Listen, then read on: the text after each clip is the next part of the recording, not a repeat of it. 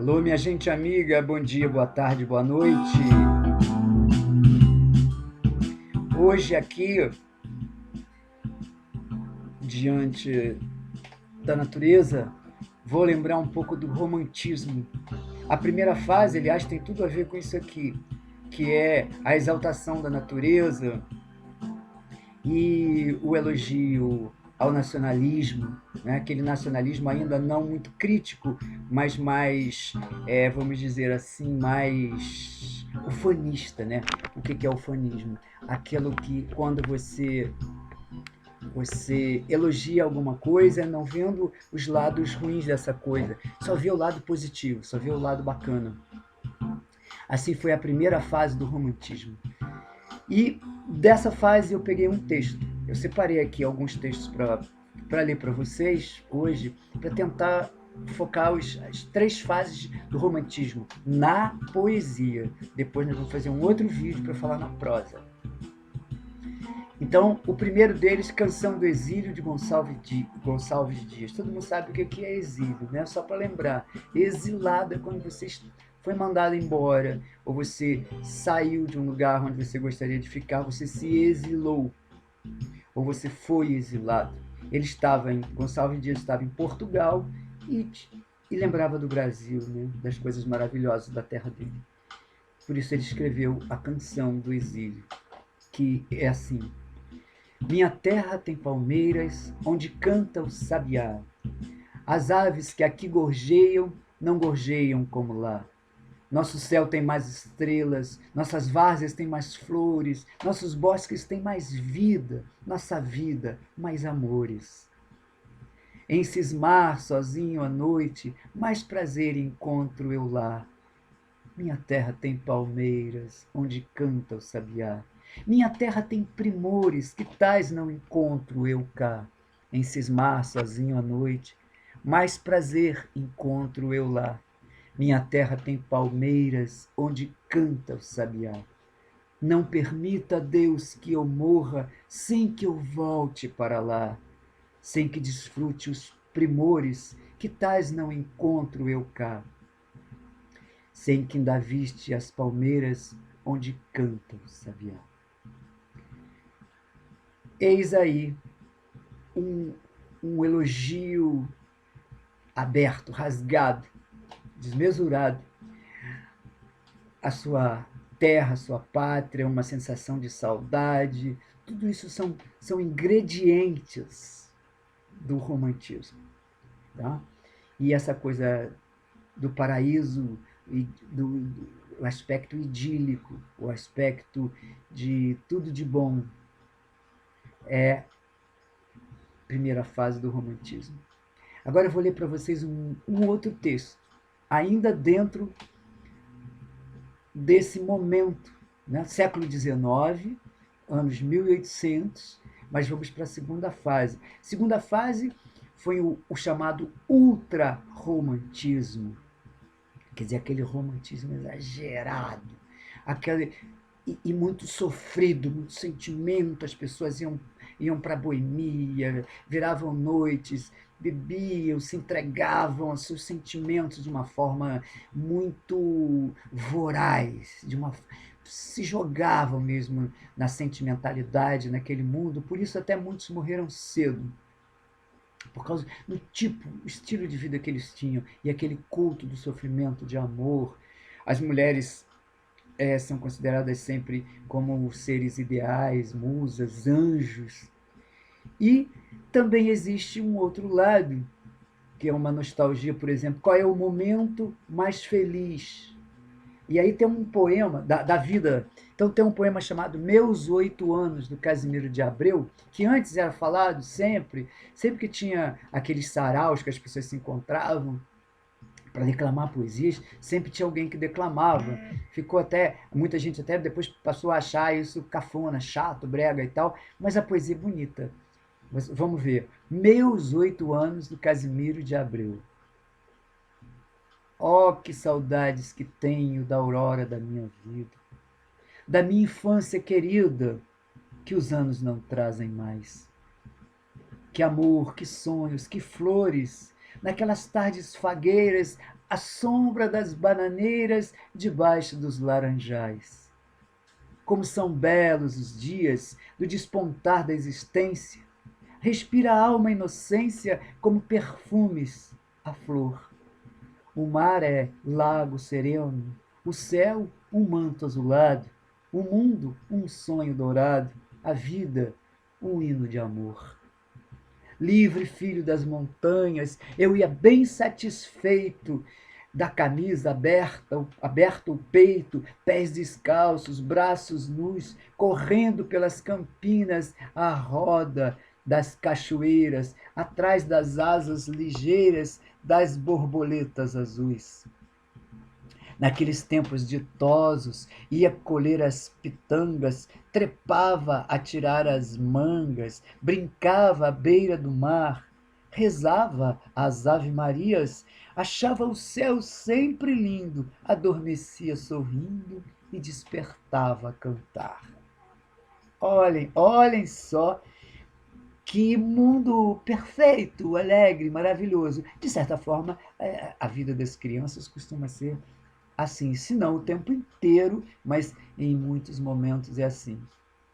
Aqui as crianças estão brincando direto nessa quarentena, confinadas, não estão tendo aula, nada disso, estão se divertindo o tempo todo, correndo para lá e para cá, até altas horas da noite. As meninas, aqui tem muitas meninas, estão brincando direto. Então é a vida, aquele momento da existência, a aurora da minha vida. O alvorecer, né, é quando começa o dia. Então a aurora da vida é a infância, é uma exaltação da infância, um elogio, tudo de bom. Um comportamento romântico em relação à sua vida passada. O Chico Buarque fez até uma paródia disso, né? Paródia quando você ele cita e faz um outro texto paralelo, às vezes até com conteúdo crítico. Numa música dele, que pertenceu foi de uma peça de teatro, é, ele escreveu assim, fazendo um paralelo com esse poema. Ai, que saudade que eu tenho dos meus 12 anos, que saudade ingrata, da banda por aí, fazendo grandes planos e chutando lata, trocando figurinha, matando passarinho, colecionando minhoca. Ai, que saudade que eu tenho de uma travessura. O futebol de rua, sair pulando muro, olhando fechadura e vendo mulher nua, comendo fruta no pé, chupando picolé, pé de moleque, paçoca. Isso virou uma música que fez parte da ópera do Malandro, do Chico Buarque. Bem, Chico Buarque atual citou um texto lá de trás que faz parte da nossa cultura. E agora vamos para um texto da terceira fase do romantismo. A terceira fase do romantismo é uma fase onde os poetas eram mais engajados com causas sociais. Engajar é você ter você assumir um compromisso com alguma coisa, entrar mesmo naquilo ali, fazer parte.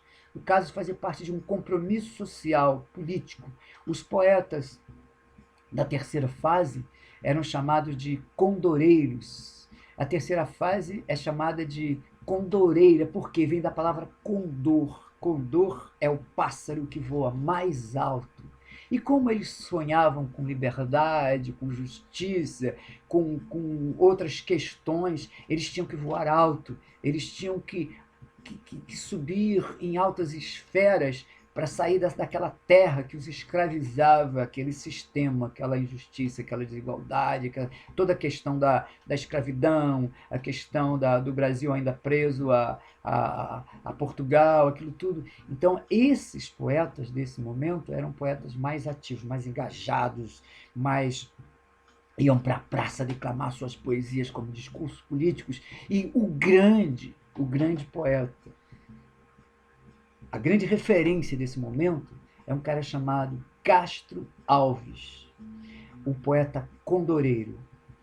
E do Castro Alves, lá eu fui à Bahia, lá, na Bahia tem uma praça chamada Praça Castro Alves, onde tem um, um, uma escultura dele lá, uma estátua, ele com aquele jeito, quando ele declamava as poesias lá na Bahia, defendendo a causa, principalmente a causa abolicionista, lutava pela abolição. Ontem foi 13 de maio, hoje é dia 14. Ontem se comemorou a abolição da escravatura, embora a gente saiba que os escravos foram jogados sem nada, com a mão na frente e outra atrás, isso criou um problema social que até hoje a gente está enfrentando. Na verdade, essa escravidão ainda existe, né? A escravidão moderna, de uma outra forma. Mas isso é conversa para um outro vídeo, para um outro momento de análise crítica que a gente precisa fazer. Vamos ler agora um trecho do poema da obra Os Escravos, de Castro Alves. Senhor, Deus dos desgraçados, dizei-me vós, Senhor Deus, se é loucura, se é verdade, tanto horror perante os céus. Ó mar, por que não apagas, com a esponja de tuas vagas, de teu manto, este borrão? Astros, noite, tempestades, rolai das imensidades, varrei os mares, tufão. Quem são estes desgraçados que não encontram em vós mais que o rir calmo da turba que excita a fúria do algoz? Quem são? Se a estrela se cala, se a vaga à pressa resvala, como um cúmplice fugaz, perante a noite confusa, dize-o tu, severa musa, musa libérrima, audaz.